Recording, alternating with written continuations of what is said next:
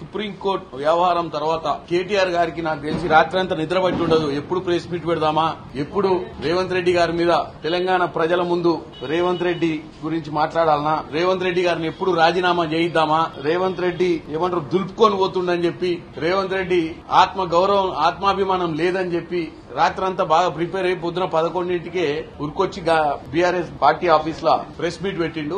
నేను 2-3 విషయాలు చెప్పాలనుకుంటున్నా ఈ రోజు ముఖ్యంగా కేటీఆర్ గారికి. మీరు ఏదో ఆవేశపడి మొన్న కూడా ఏదో ఐసీఐసీఐ బ్యాంక్ లో 10,000 కోట్లు ఏదో ఆవేశపడి సగం తయారైపోయి సగం కాగితాలు తీసుకుని లోన్ వచ్చిందా లేదా చెక్ చేసుకోకుండా వచ్చేట్లయితే ప్రెస్ మీట్ పెట్టిర్రో, మీరు రాను ప్రెస్ మీట్లు పెడితే జోకర్ల లెక్క అయిపోయింది మీ ప్రెస్ మీట్లు. కేవలం రేవంత్ రెడ్డి గారిని, రేవంత్ రెడ్డి గారి సర్కార్ని, కాంగ్రెస్ ప్రభుత్వాన్ని దూషించడానికే ప్రెస్ మీట్లు పెడుతున్నట్టుగా పదే ప్రూవ్ చేసుకుంటున్నారు. నిన్న సుప్రీంకోర్టులో ఏదైతే తీసుకున్నటువంటి నిర్ణయాలు మీకు ఒకటే చెప్తున్నా, మీరు తెలంగాణ ప్రజల్ని తప్పుదో పట్టించే విధంగా మాట్లాడుతున్నారు. మాకు కోర్టుల మీద గౌరవం ఉంది, కోర్టులు ఇచ్చే తీర్పుల మీద గౌరవం ఉంది.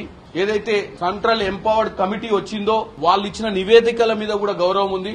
కానీ మీరు ఈ రోజు మాట్లాడుతూ సెంట్రల్ ఎంపవర్డ్ కమిటీ ఆల్రెడీ నివేదికలు ఇచ్చిండ్రు, ఆ నివేదికలు తీసుకొని కోర్టులు సీరియస్ అయినట్టుగా మీరు తెలంగాణ ప్రజలను నమ్మించే ప్రయత్నం చేశారు. కోర్టులో నిన్న చెప్పింది ఏంటంటే అక్కడ జరిగినటువంటి పరిస్థితిని వివరించారు. ఇంకా కూడా సెంట్రల్ ఎంపవర్డ్ కమిటీ అనేది ఇంకా 4 వారాల సమయం అడిగింది వాస్తవాలన్నీ వాళ్ళకి అందేయడానికి. ఇప్పుడు మా తరపున మేము వేరే గ్రౌండ్ లో ఉన్నటువంటి రియాలిటీ సెంట్రల్ యూనివర్సిటీకి సంబంధించిన విద్యార్థులు అందరూ కూడా ఈ యొక్క సెంట్రల్ ఎంపవర్డ్ కమిటీ తోటి మాట్లాడటం జరిగింది. వాళ్ళందరూ ఇంకొక 4 వీక్స్ లో సుప్రీంకోర్టుని గడువు అడగడం జరిగింది. దాని మీద ఇంకా సుప్రీంకోర్టు ఆ నివేదిక మీద ఎటువంటి చర్యలు తీసుకోలేదు, ఎటువంటి తీర్పు ఇయ్యలేదు. కేవలం మీరు చేసినటువంటి దుష్ప్రచారం భారతదేశ వ్యాప్తంగా ఏదైతే మీరు ఏఐ జనరేటెడ్ ఇమేజెస్ తోటి చేసినటువంటి దుష్ప్రచారం వల్లనే ఈ రోజు అటు సివిల్ సొసైటీస్ గాని ఎన్విరాన్మెంటలిస్ట్ గాని వేరే కోణంలో చూసినటువంటి పరిస్థితి ఉంది.